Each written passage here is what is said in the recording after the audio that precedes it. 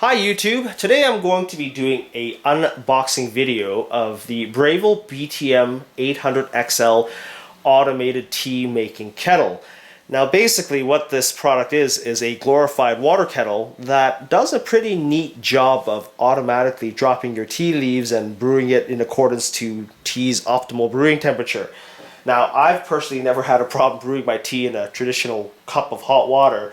But from what the folks at Tivana say in some of the local tea forums, I've done a little bit of reading that it seems to be that there is a bit of an art in brewing tea to make it taste its best, such that it's not flat, nor is it overly bitter. Now there's a comparable product made by a company called Cuisinart that also does some type of automatic tea brewing, but my understanding is that the difference between the Breville and the Cuisinart is the Cuisinart you have to manually drop the tea basket in, when the system beeps or cues you to do so, whereas in the Breville system, it's fully automatic. So on the top here we've got what looks to be our owner's manual and warranty card and customer support line. It clearly is very well packed from the factory because there's a ton of styrofoam. Let's just see what we got going on here. Whoops, I broke that.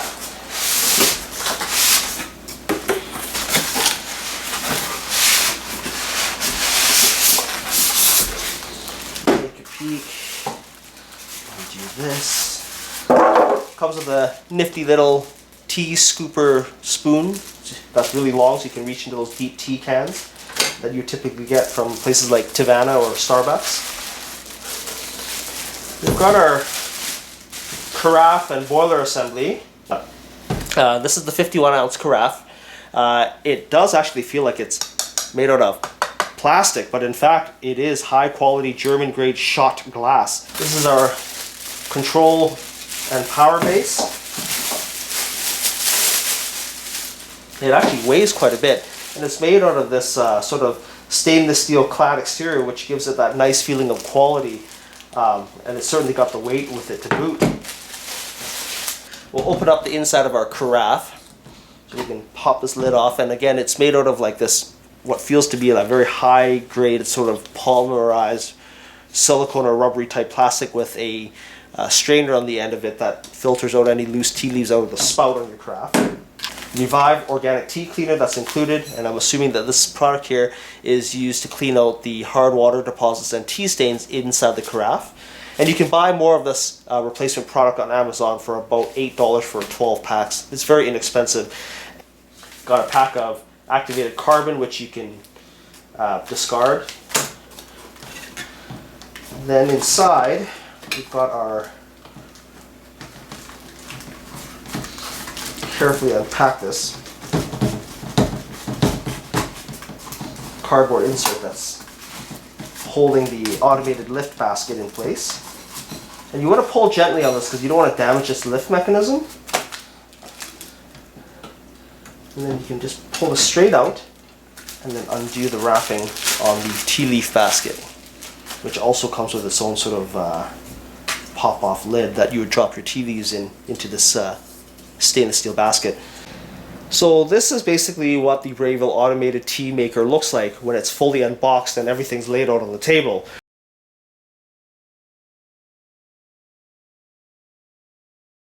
Alright, so according to the quick start instructions, before we actually put this unit to use, it says to give everything a thorough cleaning via boiling it with some clean water and rinsing it all out before we first use it. And that's accomplished by removing the top lid and then lifting out the tea holding basket and then just filling it up with some warm water and sloshing it around. Just rinsing the insides out of our carafe, dumping it out, refilling again until you hit the full mark, which is 1500 milliliters or 1.5 liters, indicated here by the handle.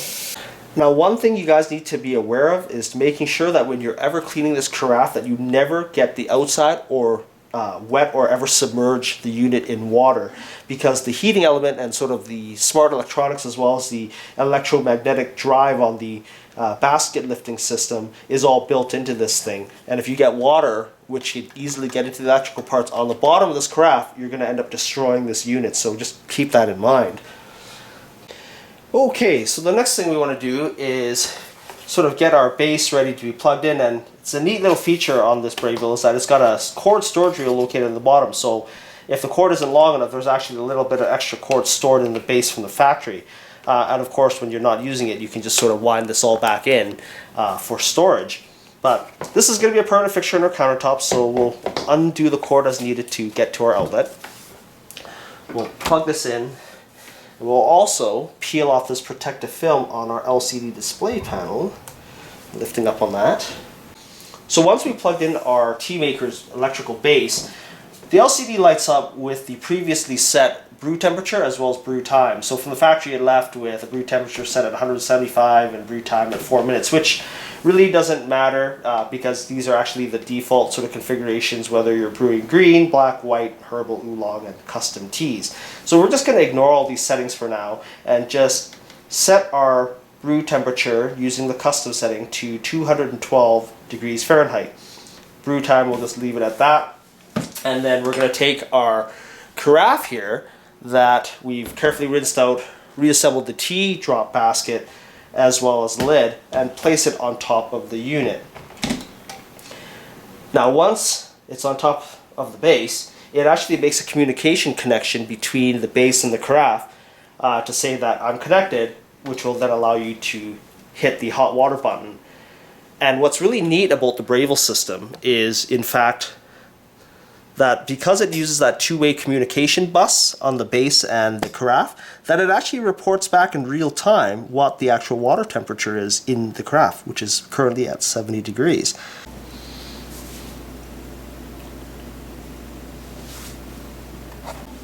So once our water has reached its boiling temperature, which effectively has now sanitized the inside of our carafe, we can go ahead and dump this water down the drain.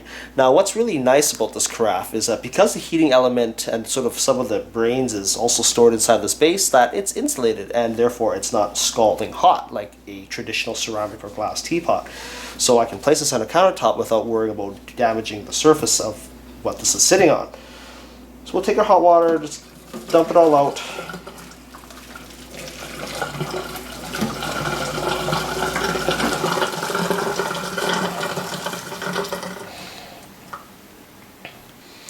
And then we're just going to pull the lid off here, away from your face,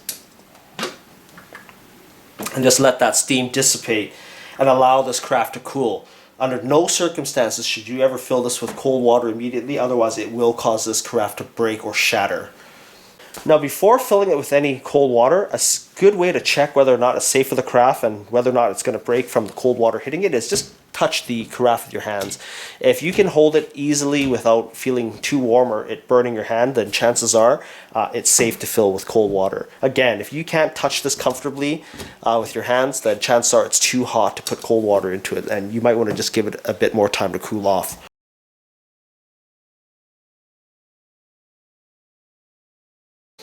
So once this carafe has had a chance to cool off a little bit and it's still quite warm, then I'm just going to use my hand here and just pull out the tea basket and pop off this lid.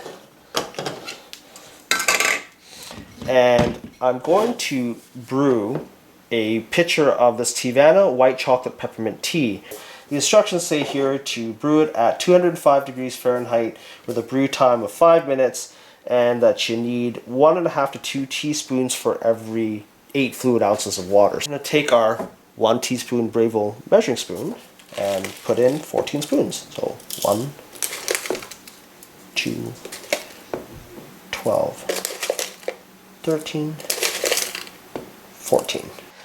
Go ahead and spread this tea out evenly in the basket and place your tea basket lid back on firmly until it snaps into place. So before we place this tea basket back into the carafe, we're going to go ahead and fill it up with, again, 1.5 liters of water. Go and take our tea basket and slide it over the electromagnetic rail.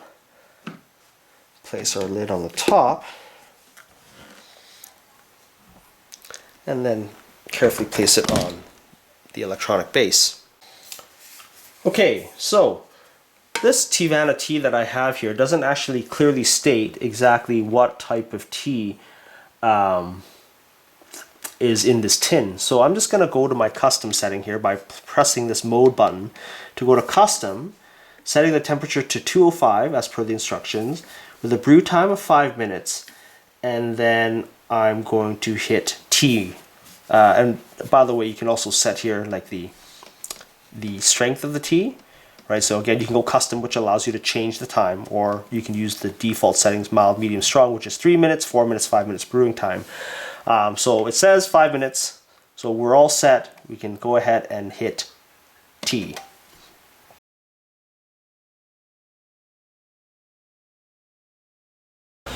Okay guys, so before I actually begin brewing our tea, which unfortunately has sort of been sitting in this cold water for a little bit, I just want to quickly talk about the different features on the control panel here and what they actually mean. So on the top left here, we've got the auto start button, which allows you to set a actual time, like it's sort of like an alarm clock, and begin brewing your tea or boiling water at a preset time, typically after lunch or first thing in the morning before you wake up, so that you've got nice hot tea ready to go. The next button here is keep warm, which does exactly that, is when your tea is done being brewed or your water is done being boiled, that it keeps it at a, I guess, comfortable drinking temperature, so you're never drinking cold tea. And then there's this button here called basket mode, and basically what it does is the programming algorithm in this tea brewer is that it boils the water to the predefined temperature depending on the tea and strength settings that you've got configured, and then it basically will then drop the tea holder basket into the water to brew for the predetermined amount of time. Basket mode will basically make the tea basket go up and down continuously for the entire duration of the brew time, which is indicated here. This button just directly to the left of the display panel basically allows you to set green, black, white, herbal, and oolong, which are sort of factory preset temperatures for that particular type of tea. And of course, custom mode that we use to clean the kettle, which you, the operator, is allowed to change the temperature accordingly.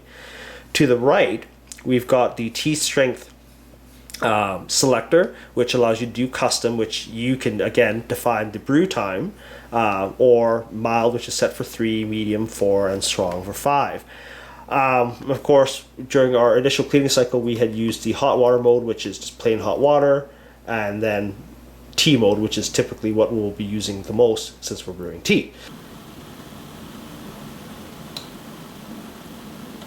And the basket light's begun flashing, which indicates that the tea basket has now begun lowering into the 205-degree water.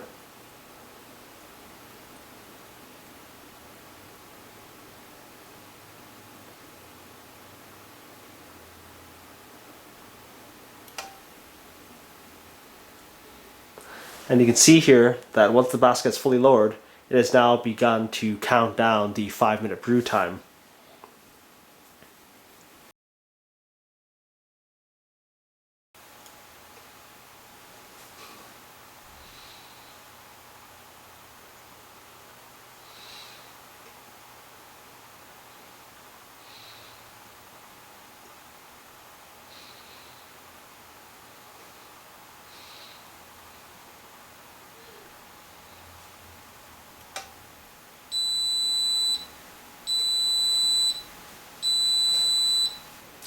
Now it's been approximately 5 minutes since the completion of the brew cycle, and I've poured myself a cup of tea with no added flavoring or sugar in my teacup. And of course, the ultimate test is the tea test, or the taste test, sorry, to determine whether or not there's an improvement from using the automated brewing system versus that of the manual method, where I personally take loose leaf tea leaves, toss it into a stainless steel ball, and then throw it into a cup of hot water for a few minutes. Oh, wow. So one thing I will say immediately that comes to mind is the tea is not dull and it's not bitter, and the white chocolate highlights that I could only taste at Teavana are actually highlighted in this tea brewed by the Breville machine, which I could not quite get using the manual brewing method. So Again, without being able to quantify some number, I can only simply tell you that there is actually a noticeable difference that I'm sure tea gurus can truly appreciate the differences. To me, it tastes great. The manual method tasted okay, and it's really a determination of whether someone can justify spending the $200 to $300 on a machine like this to brew nothing but tea. So there you have it. There's not much more to my review or overview of this piece of equipment. I can guarantee you that it's going to be a keeper in our household. It will be an awesome conversation piece when guests come over, and my wife will be happy because her tea will always be warm at any given time during the day. I hope you found this review useful and informative. If you like it, give me a thumbs up and consider subscribing, and stay tuned to my channel for more random product reviews. Thanks for watching.